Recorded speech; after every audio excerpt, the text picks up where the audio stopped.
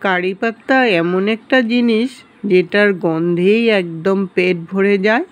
আর কারি পাতা কিন্তু শরীর স্বাস্থ্যের জন্য খুবই উপকারী। আজ আমি কারি পাতা দিয়ে এমন একটা হেলদি চাটনি বানিয়ে দেখাবো, যেটা আপনারা কিন্তু অনেক দিন স্টোর করে রেখে খেতে পারবেন। আর এটা কিন্তু ভাতের সাথে, রুটির সাথে, সব কিছুর সাথেই এটা খেতে খুবই ভালো লাগে। আর যখন শরীর খারাপ হয়, সর্দি কাশি জ্বর এমন একটা ভাব হয়, তখন এই চাটনি দিয়ে ভাত খেলে কিন্তু খুবই উপকারে আসে। ভিডিওটা প্রথম থেকে শেষ অবধি দেখতে থাকুন।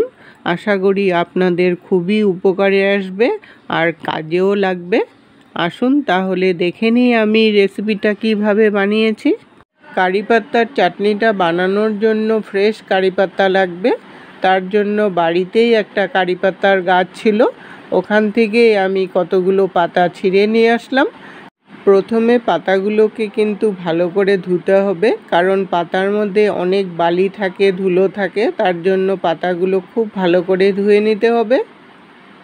ধুয়ে তারপর জলটা ঝাড়িয়ে নিয়ে ভালো করে শুকনো করে এটাকে মুছতে হবে। একটা শুকনো টাওয়েল দিয়ে যতটা পারবেন জলটাকে শুকিয়ে নিতে হবে। পাতাতে যেন একটুকু জল না থাকে সেইভাবেই পাতাগুলোকে শুকিয়ে নিতে হবে।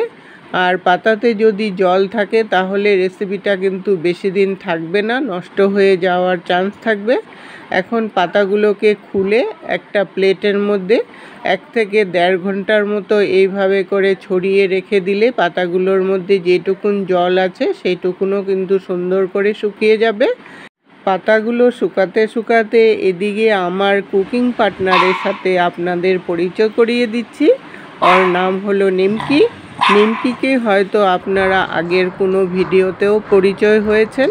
যারা না দেখে থাকেন তারা নিমকির সাথে পরিচয় হয়ে নিন। ও খুব ভালো, ওর স্বভাব চরিত্রও কিন্তু খুব ভালো। ও সব সময় আমার পিছনে পিছনে ঘুরে বেড়ায়। আমি যেই রুমেই যাই সেখানেই আমার পিছনে পিছনে থাকে। তাই ওকে আমার খুব ভালো লাগে। ওকে আদর করলে খুব ভালোবাসে, একদম ঘুমিয়েই পড়ে। তাই সবাই যখন বসে থাকি ওই সামনে এসে বসে যায় আদর পাওয়ার জন্য। নিমকিকে যদি আপনাদের ভালো লাগে লাইক একটা দিয়ে ভিডিওটা দেখে নেবেন। এখন আমি রেসিপিটা বানানো শুরু করছি। কড়াই বসিয়ে আধা বাটি বাদাম প্রথমে ভেজে নিতে হবে। রেসিপিটা বানানোর জন্য বাদাম লাগবে, কাঁচা বাদাম। কাঁচা বাদাম কিন্তু সবার বাড়িতেই থাকে। আর এই রেসিপিটা বানানোর জন্য বাইরের কোনো উপকরণেরই দরকার হয় না। বাড়িতে থাকা সামান্য উপকরণ দিয়েই আপনি রেসিপিটাকে বানিয়ে রেখে অনেক দিন রেখে খেতে পারবেন। বাদামটা আমার ভাজা হয়ে গেছে। বাদামটাকে যদি আগে একটু ভেজে নেন তাহলে খুব ভালো হয়। আর আধা বাটি কালো তিল দিয়ে দিলাম। কালো তিল যদি আপনাদের না থাকে সাদা তিল দিয়েও বানাতে পারবেন। তিলটাকেও এখন একটু ভেজে নিতে হবে। আর বাদামটা যতটুকুন ভাজা হয়নি তিলটার সাথে আর একটু ভেজে নেব। তিলটা ভাজতে ভাজতে যখন একটা আওয়াজ করতে শুরু করলো তখনই আমি এটাকে নামিয়ে একটা প্লেটে ঢেলে রেখে দিলাম। প্লেটে একটু ছড়িয়ে রেখে দিলে ঠান্ডাও হয়ে যাবে। আবার কড়াই বসিয়ে 1 চামচ সরষের তেল দিয়ে দিলাম। সরষের তেল বা রিফাইন্ড তেল যে কোনো তেল দিয়েই কিন্তু আপনারা রেসিপিটাকে বানাতে পারেন। তেলটা একটু গরম হয়ে যাওয়ার পর 8-10 কোয়া রসুন দিয়ে দিলাম। রসুনটাকেও একটু সময় ভাজা করে নিতে হবে, যতক্ষণ না রসুনের একটা সুন্দর ফ্লেভার চলে আসে। রসুনটা যখন হালকা ব্রাউন কালার চলে আসলো তখন এটার মধ্যে আমি 4টা শুকনো লঙ্কা দিয়ে দিলাম। শুকনো লঙ্কাটাও একটু ভাজা করে নিতে হবে। তারপর এটার মধ্যে 4টা পাকা লঙ্কা দিয়ে দিলাম। পাকা লঙ্কা না থাকলে আপনারা কাঁচা লঙ্কা দিয়েও এটাকে বানাতে পারেন। আর পাকা লঙ্কাতে কিন্তু ঝালটা বেশি থাকে। রেসিপিটা কিন্তু একটু ঝাল ঝাল হয়, তাই মুখে একটু রুচি আনার জন্য এটা কিন্তু একদম পারফেক্ট একটা রেসিপি। আর টকের জন্য 4-5 কোয়া তেঁতুলের গুটিটা ছাড়িয়ে নিয়েছি। এখন তেঁতুলটাকেও দিয়ে দিলাম। টকটা আপনাদের খুশি মতো দিয়ে নিতে পারেন।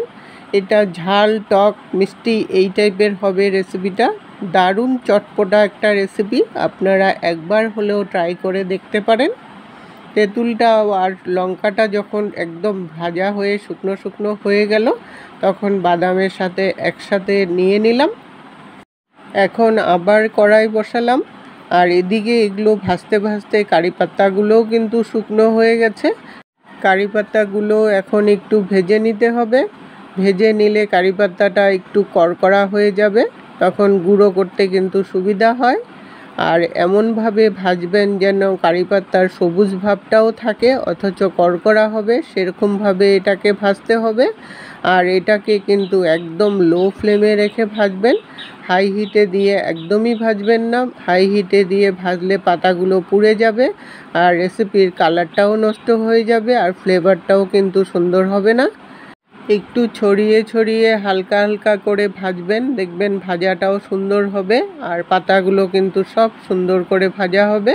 ভাজতে ভাজতে যখন দেখবেন পাতাগুলো একটু ক্রিস্পি হয়ে গেছে, ধরলেই বোঝা যায় এটা ক্রিস্পি হয়েছে কিনা, তখনই বুঝবেন যে পাতাগুলো একদম কড়কড়া হয়ে গেছে।